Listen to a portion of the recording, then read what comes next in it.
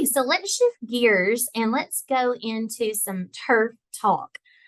Mitchell and let's see, Bob's on here with us. I know he can help us with some of these questions. So I'm gonna let me pull those up right here.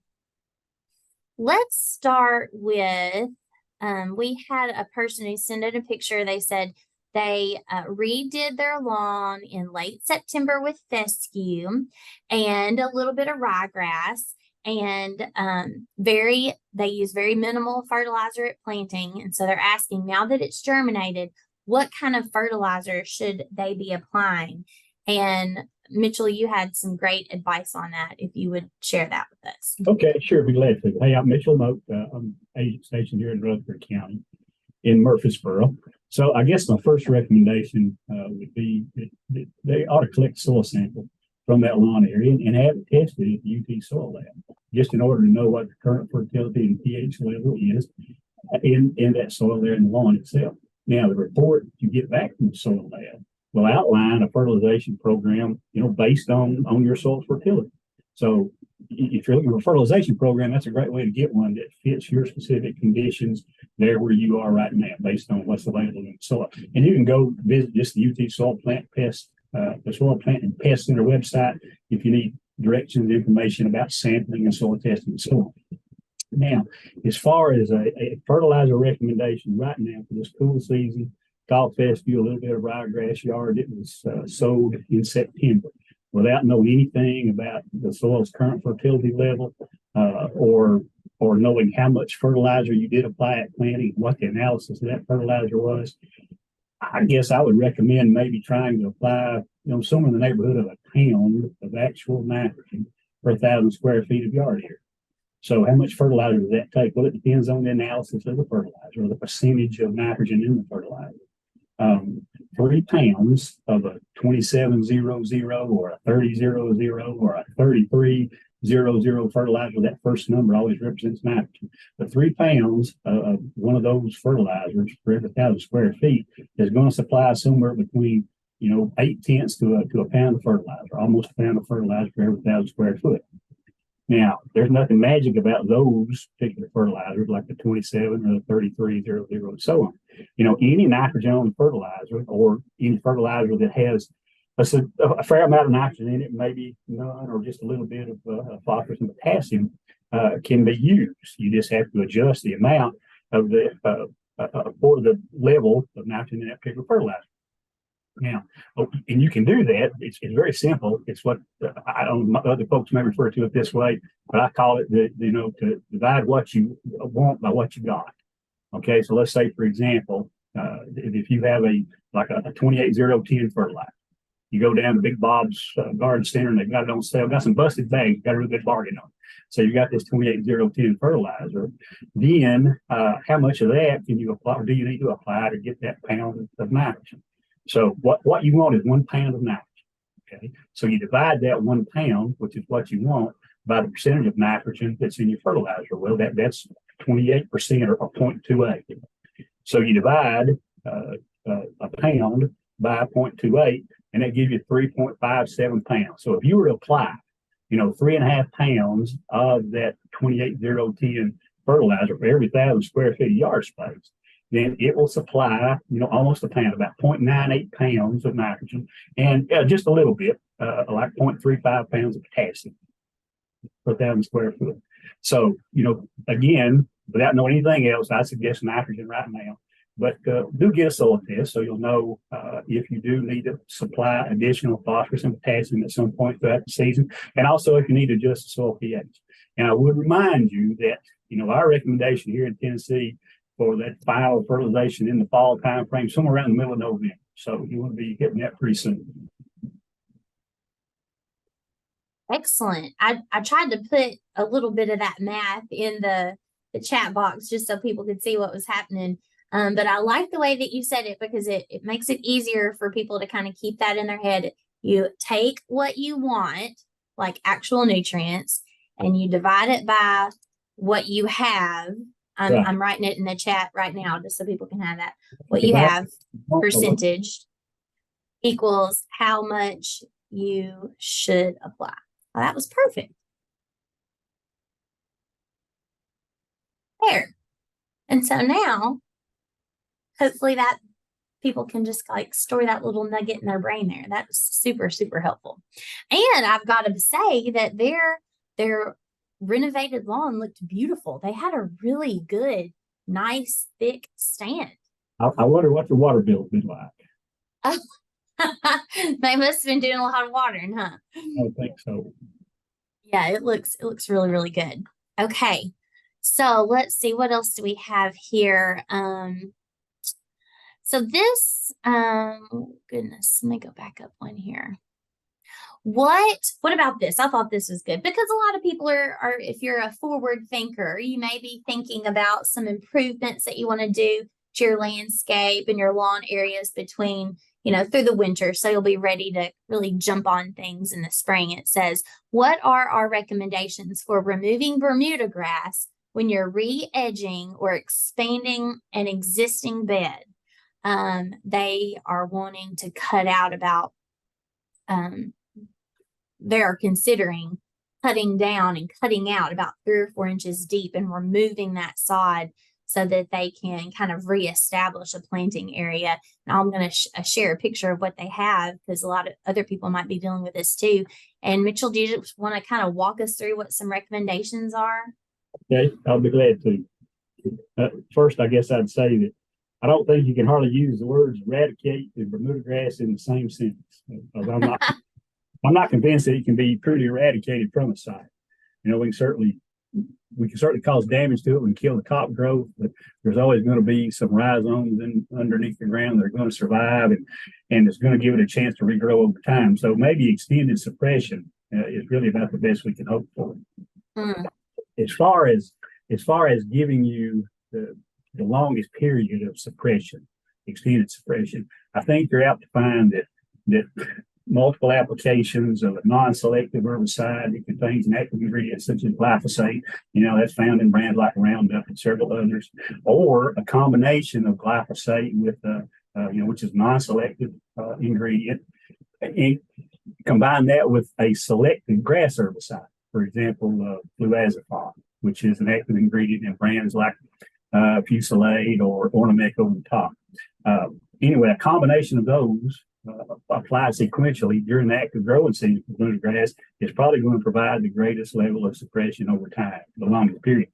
Now, probably, in a perfect world, you'd make that first application in the spring of the year after Bermuda grass gets out of dormancy and is in full growing condition. And then after that initial application, when you do see regrowth occur, then that's when you're going to make your sequential applications all throughout the summer. And then in fall of the year, when you're ready to remove that dead sod, that'd be fine. To cut the sod out, okay, you remove as much of the rhizomes, et cetera, when you do that, and then extend the bed. But before you extend the bed, maybe lay down. Now, I did mention, I think, the potential of using some heavy plastic. So maybe instead of using heavy plastic in that area where you remove the dead Bermuda grass sod, maybe cover it with a layer of cardboard first. Because it's probably going to favor air movement, water movement down in that lower soil layer more so than plastic, and then fill it with your garden soil, and then just be able to look at in the future because you're out to see some Bermuda grass sprigs popping up in there. If nothing else, trying to creep over from the existing yard or from the yard next door to it. So edging on a regular basis is certainly going to help that. And keep in mind that some of those grass herbicide products, like the fluazepam in the Ornament over the top, that's a brand name. That's labeled for use in a lot of ornamental plants, and you can apply as a directed application or even over the top of several. So that can certainly reduce the amount of hand weeding, hand pulling you have to do when you do have some outbreaks of that good grass regrowth. Now, an herbicide application now is not going to be any value because it's dormant and it's not going to absorb the product. So it would be a waste of your time, a waste of your money, your resources to do it. You certainly could go in there now and cut that sod out, just as you had talked about doing, and follow that same practice. Put down a layer, maybe some kind of a barrier like some cardboard, and then fill it with your garden soil. But no doubt in my mind is there going to be some regrowth occur there over time because we didn't really do anything to kill those rhizomes, or we just cut them out. But in a perfect world, it does take a whole growing season to go through that, and so you can't really do it right now. So that would be an alternative, I think, to maybe waiting and starting next spring. But in a perfect world, start early in the spring, take it all through the summer, and just you mentioned being forward thinking, Celeste. So if you think that far in advance, then it might make life a little bit simpler. But the good thing about it, if you do have beds in a Bermuda grass population, you'll always have something to do. You can always Yeah. go out and eat Bermuda grass if you run out of any other chores. Yes, certainly. And I like how it's obviously if Bermuda grass, we'll all had frost. Bermuda grass is not actively growing. It's on its way out going into dormancy. So those herbicide products aren't going to be effective at controlling it while it's dormant, right? It's not taking those things up. So if you are wanting to get a jump on things like Mitchell said, yeah, go ahead and dig some of that turf out. You are drastically reducing the amount of roots, rhizomes, stolons that are present. So that is certainly going to be helpful to you. I did a similar thing several years ago, establishing kind of like a screen planting just out in the middle of a big old Bermuda lawn. And I started by, marking it off the entire area. We came in and I actually, because I didn't have a sod cutter, we just tilled it up, and then it was kind of hard. It was a hard job. And then I used a bow rake to rake out the majority of that turf material, the roots, the stems, everything that I could. And we did that a few times, and you would be surprised. Those roots just kept turning up and kept turning up. And that made life a lot easier when spring came along. Yes, we did have some regrowth.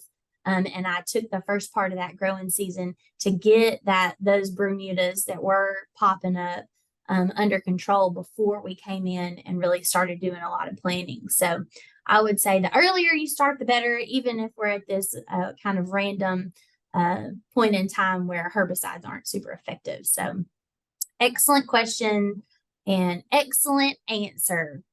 Oh, let's see. What else do we have in the way of We'll do one more. This one isn't directly related to turf, but more like a sustainable kind of landscaping type question. But we had a person send in a photo. They say they're pretty sure that they found a jumping worm while they were putting mulch on one of their flower beds. The mulch was from a tree on their property. They obviously are considered invasive, and so they're just asking like what to do and are they everywhere? So I don't know exactly what their distribution in the state is, but I have seen them in West Tennessee. And so I would love to hear from our colleagues across the state. Have you seen them with your own eyes in your parts of our state? That we'll start with that part of the question. Yes. Yes. We have those and the hammerhead worms both here in Middle Tennessee in Rutherford County. Okay, so these jumping worms, if people aren't familiar, are larger, typically, there's several different species, than your earthworm. And they have these violent thrashing motions, almost like I saw one day, actually, it was the other way around. I saw a little baby snake and I touched it with my shoe because I thought it was a jumping worm, and it did this crazy thrashing motion. I was like, oh yeah. But then when I looked closer, it was actually just a baby snake. So they have similar body motions, and I'm going to show you this picture right here. So y'all can see that, right? So, on your typical earthworm, there's usually like a section right about here that's kind of like puffed up, almost like a saddle. And these jumping worms, they have that, but it's not puffed up. It's flush with their body, and it encircles them. It goes all the way around. And once they become mature, it's actually a lighter color than the rest of their body. So, it's hard to tell just from this picture if this is actually a jumping worm or not. But I would have to say that section of their body does not look puffed up like a saddle, like a typical earthworm does. And, maybe it's still dark because it just hasn't reached maturity and hasn't gotten to that lighter color yet. But I will tell you that they are also fast. So I found one while I was digging around in a flower bed, and I tried to catch it, and it just buried itself straight down in the soil in like 1 second. Like I just didn't even have time to get to it. So I know they're in West Tennessee. Mitchell and Justin were saying yes in Middle Tennessee, and Lee, and what was the answer for East Tennessee? Yeah, so hammerhead worms, I've gotten quite a few on, and probably fewer jumping worms lately, but I have received a few, not very many though, Celeste, but they're definitely here. Yeah. Okay. The second part of that question is, unfortunately, there's really nothing that we can do about this situation, right? They're exotic, they're invasive. Anything that we could do to control them is also going to harm our beneficial worm population, and we certainly don't want to do that. So, I don't have any good information on management, and I've looked all through extension information, and no one else seems to have any either. The main disadvantage of these jumping worms is that they are voracious feeders of soil. So as they're consuming that soil and making their castings, usually we're like, oh, worm castings are great. And they are. But for the jumping worm, they're making so many of them, and they're not incorporating them into the soil. They tend to be on the top of the soil, and that makes it very erodible. And so that's the risk when we get heavy populations of jumping worms, is that your soil could become much more erodible. So, can I add one thing there? Yeah. So I read some stuff, I think it was from the University of Wisconsin, where they've been doing some work on, researching, controlling jumping worms and so on. Mm-hmm. And I don't know how replicated this is being or whatnot, but they tend to indicate that possibly there was some benefit in reducing the numbers of the population of jumping worms in beds. They find some worms there, so they come back in and till in some diatomaceous earth down. Right. And they felt like that they had fewer worms in those same beds after doing that. Now, again, I won't testify to the effectiveness of that, but there was some references to that being a potential, at least way to suppress them. Yeah. So like more of a contained area, not just like your whole land. Not like over this one spot. Yeah. Okay. Yeah. And Mitchell, I just threw that link in the chat box for everybody there. So yeah, I've seen that one before as well. And still, you have to consider the risks that poses for our beneficial, insects in the soil that we're also going to come into contact with that product. So, not just a lot of perfect solutions out there for that question. So thank you for sending in that question.